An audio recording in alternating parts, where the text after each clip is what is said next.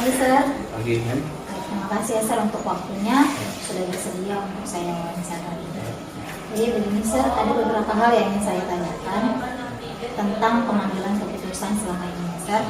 Yang pertama, selama Sir menjadi kepala SD di Putri Dewi, apakah Sir pernah mengalami sebuah permasalahan dalam penyelesaiannya yang menimbulkan dilema, gitu, Sir? Jika ada, bagaimana Sir menyelesaikannya? Kalau permasalahannya pasti banyak ya, yang menimbulkan dilema juga banyak. Salah satu contoh masalah itu inilah tentang persoalan SPP. Dilemanya begini, kita mau SPP terpadu, ya kan, agar gaji guru dapat lancar. Tapi ketika kita tagih ke anak, orang tua yang belum ada uang merasa tertekan.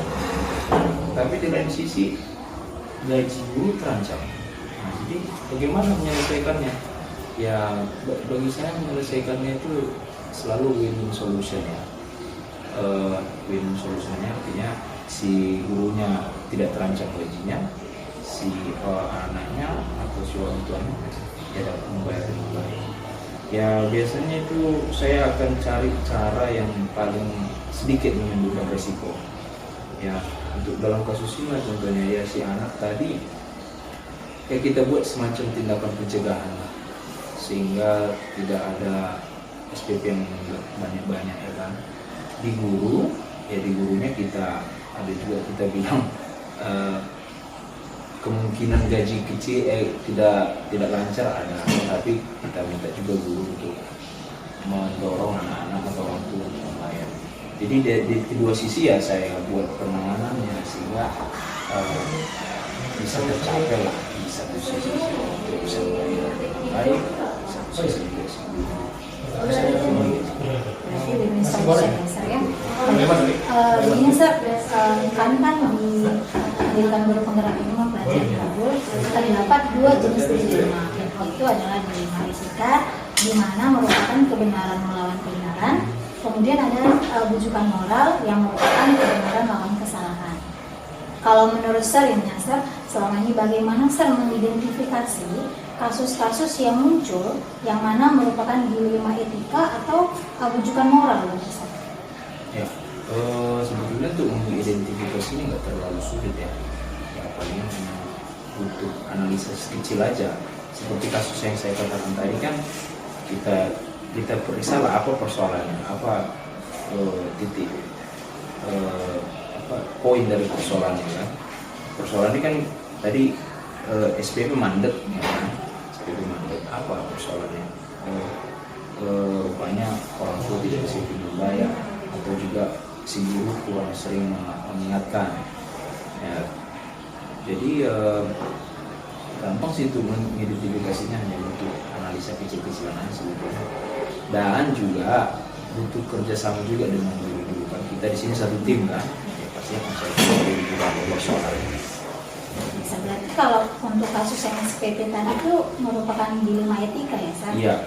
Antara hak dan kewajiban anak ini juga kan, Sir. Kalau begitu, selama ini bagaimana Sir dalam menjalankan pengambilan keputusan, terutama untuk kasus-kasus yang berdilema etika, seperti yang kedua-duanya sama-sama benar. Jadi bagaimana Sir mengambil keputusannya?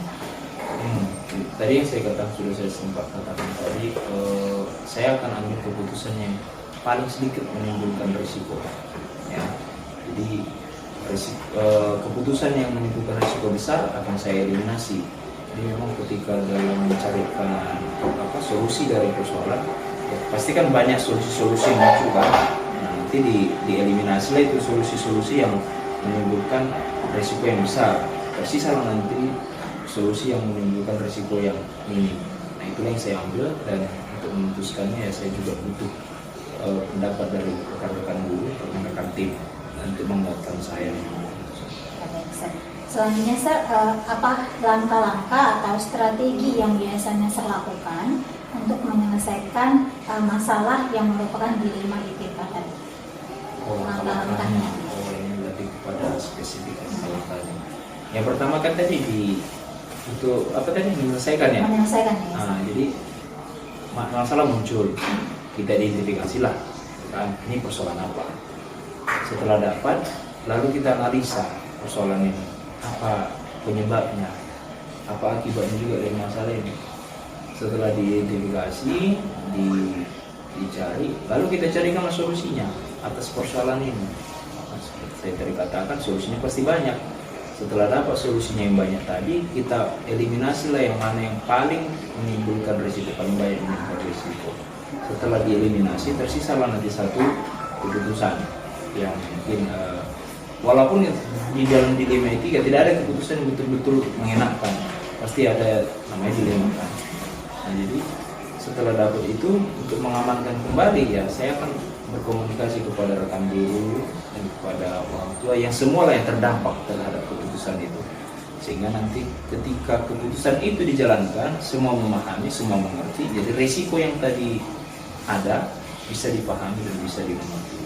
Jadi tadi langkah-langkahnya dianalisa dulu, cari penyebabnya dan akibatnya, kemudian dieliminasi yang kemungkinan berdampak besar, kemudian kita ambil keputusan, gitu ya, Sir. Baik. Selanjutnya, Sir, ada tidak, Sir, yang hal-hal yang teranggap efektif dalam pengambilan keputusan ketika berhadapan dengan kasus-kasus dilema itu tadi? Hal-hal yang dianggap efektif untuk menyelesaikan itu. Iya.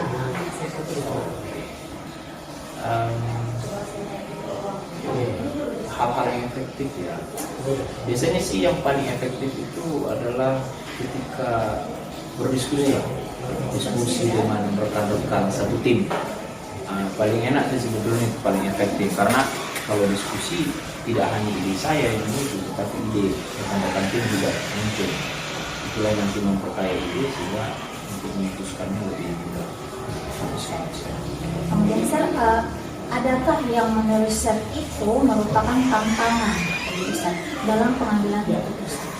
Selama ini, Sir, ada nggak tantangan yang Sir rasa dalam menyelesaikan kasus dilema etika ini, Sir? Ya, pasti banyak lah tantangannya. Nah, yang paling membuat tantangan yang paling sulit untuk dia itu adalah tantangan ketika dari internal kita. Keputusan kan, karena ada mempengaruhi internal kita. Ketika dari internal kita tidak klop dengan kita ketika mengambil keputusan itu, dalam hal ini guru. Ketika guru tidak mendukung keputusan itu, nah, jadi itulah tantangan terbesarnya. Ya, dari internal kita saja pun tidak mendukung, gimana caranya keputusan itu dapat berjalan? Rata-rata biasanya seperti itu. Berikutnya, Sir, apakah Sir punya jadwal atau jadwal tertentu begitu ya, Sir, dalam menyelesaikan sebuah kasus dilema? Apakah Sir langsung ambil tindakan atau Sir menyelesaikannya barangkali ada prosedurnya begitu? Oke, baik. Kalau jadwal tertentu nggak ada ya. Yang penting kalau sudah ada masalah, prinsip saya diselesaikan secepat-cepatnya.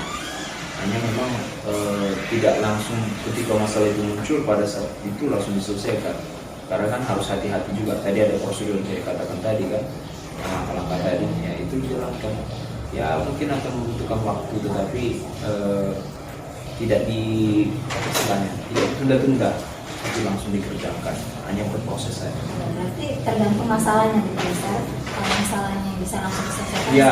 Kalau masalahnya besar berarti memang harus berdiskusi dengan rekan yang lain.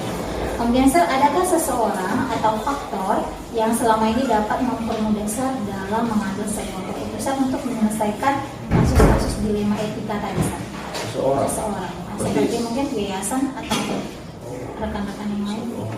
Satu orang gitu. Dia lebih yang mungkin yang paling sering membantu Sir. Ya paling sering membantu saya rekan-rekan guru. Namanya kan satu tim kan, ya jadi rekan-rekan guru yang paling sering. Kalau yayasan ya rekan-rekan guru yang terdekat. Karena guru yang ini ya, Sir, komunikasinya orang tua. Dan terakhir, Sir, untuk pertanyaan saya yang terakhir, dari semua hal yang tadi sudah saya sampaikan, dari pembicaraan kita tadi, pembelajaran apa yang dapat Sir petik dari pengalaman selama mengambil keputusan yang berkaitan dengan masalah-masalah etika, dilema etika, Sir? Pembicaraan kita tadi, pembelajaran apa yang Sir dapat selama ini dalam mengambil keputusan yang berhubungan dengan dilema etika? Pembelajaran apa ya? Pembelajarannya itu ketika dalam menghadapi kasus dilema etika ini, ya hati-hati ya dalam mengambil keputusan, dan boleh cepat dalam mengambil keputusan, tetapi juga harus tepat. Jangan hanya Cepat dan tepat ya, Sar? Iya, cepat dan tepat. Hati-hati, cepat dan tepat. Dan berkolaborasi. Oh iya, itu juga penting itu, berkolaborasi. Ya, selalu saya katakan tadi, tim kan, kolaborasi tim. Berarti selama ini pembelajaran yang bisa didapatkan adalah harus hati-hati, cepat dan tepat, kemudian tidak lupa berkolaborasi dengan rekan-rekan yang lain. Terima kasih banyak Sir untuk informasinya dalam pengambilan keputusan Sir selama ini di SDT Kredi ini. Terima kasih Sir. Selamat pagi Mem. Terima kasih ya sudah bersedia saya wawancara. Saya akan bertanya Mem tentang pengambilan keputusan Mem selama ini. Langsung saja ya Mem. Ini yang pertama Mem, selama menjadi kepala SDT Kredi, pernah nggak Mem mengalami permasalahan dalam penyelesaian itu dengan dilema? Iya sering dong. Apalagi kalau ada guru yang sudah senior, ya akhir-akhir ini suka minta izin. Nanti di satu sisi kan diizinkan dia sudah lama. Nanti kalau nggak diizinkan gimana? Dilema itu ya dilema antara mengizinkan atau tidak. Begini Mem, kami kan modul ini mempelajari dua jenis dilema ya. Dilema yang pertama itu adalah dilema etika, yang kedua adalah dilema moral. Kalau dilema etika adalah kebenaran lawan kebenaran, kalau kebenaran moral kebenaran lawan kesalahan. Selama ini bagaimana Mem mengidentifikasi kasus-kasus yang merupakan dilema ini? Oke, jadi saya lihat dulu kan kasusnya. Kalau kasusnya itu hubungan dengan anak hukum, maka itu akan dimasukkan ke dalam pendidikan moral. Tapi kalau dia akan berhubungan dengan hukum, maka itu dapat ke dilema etika. Oh, berarti yang tadi itu kan kasus guru yang minta izin termasuk dilema etika ya? Baik. Jadi Mem selanjutnya bagaimana Mem dalam menjalankan pengambilan keputusan, terutama kasus yang tadi itu dilema etika? Jadi saya melihat di satu sisi bapak itu orang lama, tapi karena ada kepentingan pula selain itu, ya saya kasihan kan sebagai contoh nanti anak-anak yang tinggalkan di kelasnya mereka pasti berapa ya ketinggalan pelajarannya. Jadi kadang saya bilang tolonglah cari penggantinya supaya anak itu tidak terbengkalai dengan pelajaran. Gitu ya. Selanjutnya Mem, ada nggak langkah-langkah atau strategi yang Mem biasanya lakukan dalam menyelesaikan masalah dilema etika tadi? Langkah-langkahnya? Mungkin yang pertama saya akan berbicara pada yayasan mengenai problem terjadi di dalam ini. Setelah itu mungkin saya akan berbicara juga pada para guru sendiri. Oke, saya dulu ya. Selanjutnya Mem, ada nggak ini hal-hal yang Mem anggap efektif dalam pengambilan keputusan ketika dihadapkan dengan kasus-kasus dilema tadi? Amat efektif jika berkomunikasi diskusi kepada rekan guru. Ini paling efektif ada berdiskusi ya. Kemudian menurut Mem ini apa ada tantangan yang selama ini rasakan dalam pengambilan keputusan? Saya mendapatkan dukungan dari guru. Berarti kalau nggak ada dukungan gitu ya, dari guru itu tantangan terbesar menurut Mem. Baik, terima kasih Mem. Selanjutnya ini Mem punya jadwal nggak? Jadwal tertentu dalam menyelesaikan sebuah kasus dilema etika tadi. Apakah langsung menyelesaikannya atau mempunyai jadwal khusus untuk menyelesaikannya atau barangkali ada prosedurnya gitu? Kalau jadwal tidak ada, hanya saja kita lihat kasusnya. Jika kasusnya tidak terlalu rumit, ya udah, mungkin saya buat keputusan sendiri lah. Tapi kalau sudah rumit, maka permasalahannya akan saya buat jadwal